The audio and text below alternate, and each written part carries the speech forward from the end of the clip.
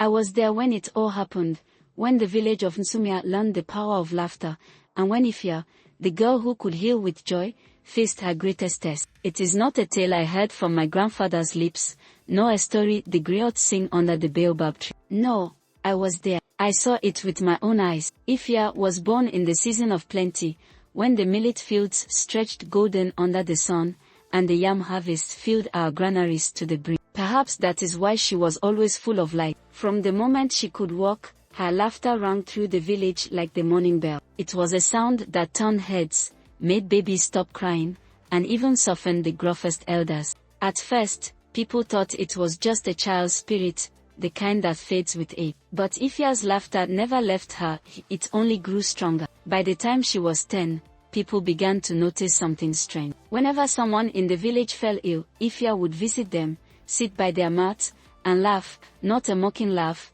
no, but one so warm and full of life that even those on the brink of death would find themselves chuckling. And as the laughter shook their bodies, their fevers broke, their pains lessened, and soon, they were well again. The girl has a gift, the elders whispered. A blessing, some said. A curse, muttered others. You see, in our village, healers used herbs, roots, and prayers. They did not use laughter. The great Okomfo Kwasi, the most respected healer in Sumia, did not like it one bit. This girl, he said, pointing his staff at Efia one evening as the council sat under the great Iroko tree, is an insult to our ways. If healing was as simple as laughter, why do we spend years learning the secrets of the forest? But Efia did not seek to replace anyone. She did not even think of herself as a healer. To her, laughter was as natural as breathing. And so, despite the whispers, she continued to visit the sick, the lonely, and the weary, bringing with her the one thing she knew best, joy. One day,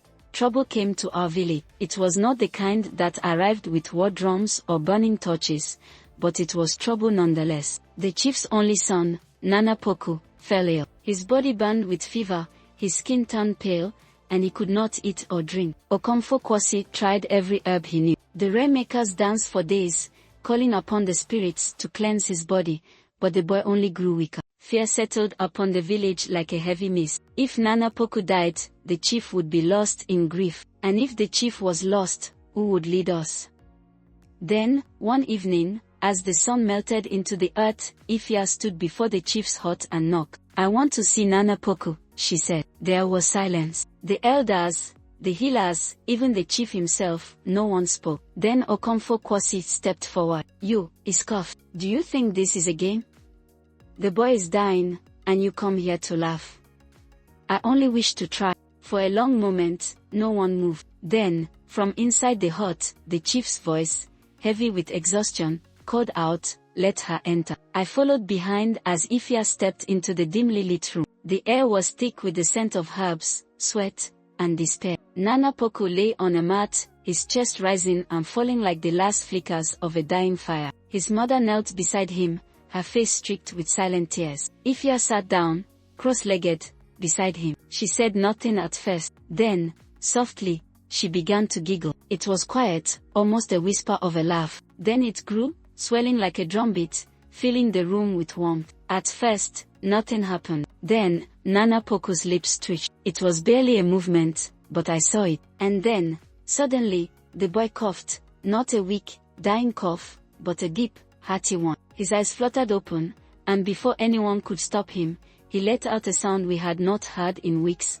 a small, tired chuckle. His mother gasped. The chief, a man who rarely showed emotion, stepped forward, staring at his son as though he had just risen from the grave. Okomfo Kwasi, who had been so sure of Efia's foolishness, could only gape. By morning, Nana Poku was sitting up, drinking water, eating millet porridge. And by the following evening, he was walking. The whole village erupted into celebration. Drums were played, dancers filled the square, and a feast was held in Efia's honor. The chief himself stood before the people and declared, Efia is not just a healer. She is a gift from the ancestors. Even Okomfo Kwasi, after much hesitation, bowed his head in respect. But Efia, she only laughed, the same way she always had, as though she had simply done what she was born to do. And so, my friends, that is how our village learned that healing does not only come from roots and herbs, from spirits and rituals. Sometimes, It comes from something as simple as the sound of joy. And if you ever pass through Nsumia,